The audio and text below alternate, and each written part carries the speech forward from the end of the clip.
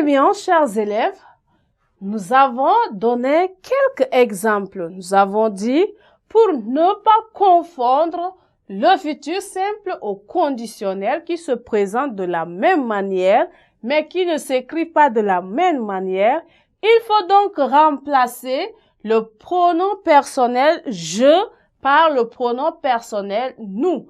Alors, nous avons ici « j'aimerais la liberté ». Alors, s'il s'agit de remplacer le pronom « je » par « nous », on dit « nous aimerons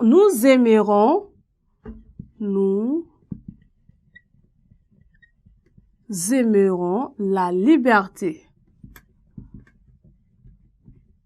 Voilà, nous aimerons la liberté. Et ici, on dit nous aimerions la liberté. Voilà. Donc, très rapidement, nous nous rendons compte que, voilà, nous sommes ici au futur simple et en seconde phrase au conditionnel présent. Le futur simple dit à la première personne du singulier, on dit « nous aimerons ».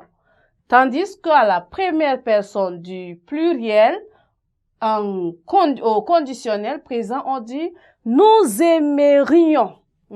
Nous aimerions. Voilà comment on peut distinguer le futur simple du conditionnel présent. Nous avons quelques remarques à faire. La première remarque dit « un changement de personne fait apparaître la différence des formes », n'est-ce pas?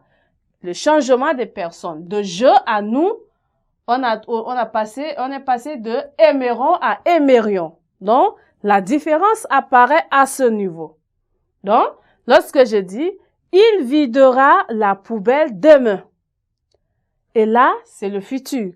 Mais quand on bascule vers le conditionnel, on dit « il souhaiterait » ou bien « il viderait la poubelle demain ». On peut distinguer le futur du conditionnel dans une proposition principale. Pour choisir entre le futur et le conditionnel, on fait intervenir le sens. Et là, le futur exprime une action future dont la réalisation est considérée comme quasi certaine.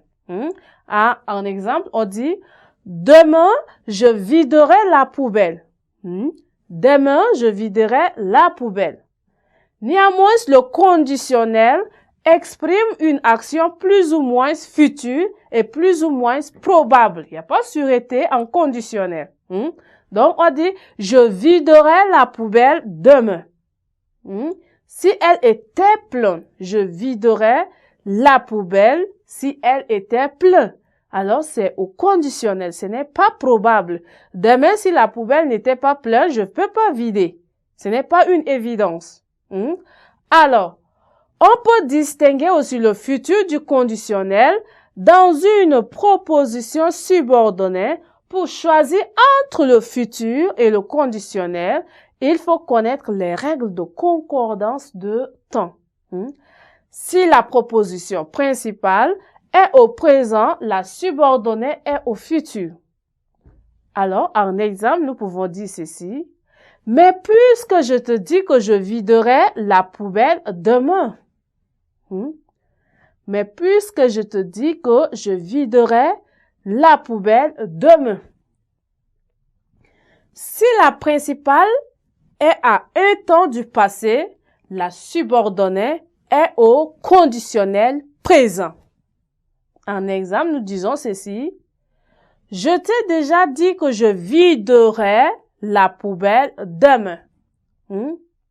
Je t'ai déjà dit, c'est le temps du passé, que je viderai la poubelle demain, conditionnel présent. Voilà la première remarque à ne pas oublier. Eh bien, nous allons très rapidement passer aux deuxième remarque. Le deuxième remarque dit ceci. Si dans la subordonnée, on emploie si. Si dans la subordonnée.